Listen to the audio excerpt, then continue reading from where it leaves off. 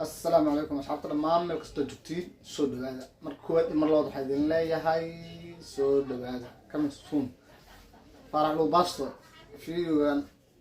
adiga shaqo ku milid xag iska tag iska bax fiidiyogan waxa ku socdaa gabdhaha Soomaaliyeed meel kasta joogaan yani fiidiyogan waxa ka turjumaanaysaa hadii aad taqaanid waa taqaanaa hadaa aqoonin ma taqaanid fiidiyogan wuxuu ka turjumaanaa gabar kasto sida yani gogosha gurigeeda oo hagaajin lahayd jiifka ma fahant marka qofkii yaqaan uu yaqaana hanala joogo dooro wax iska baxo qofka aqoon laakiin inaan maanta u faa'iideena ugu talagalnay fiidiyogan qofkaas ay ku socdaa farax loo baasta ay fiidiyogan shaqo ku milid iska bax banaanka iska aad farax loo baasta please and please gabdho welcome soo dhawaada fiidiyogan ila dhameystay ka ayuu ugu talagalay insha Allah commentiga like share and wixii soo haro flow waa iska taqaanin دينو كان وبالله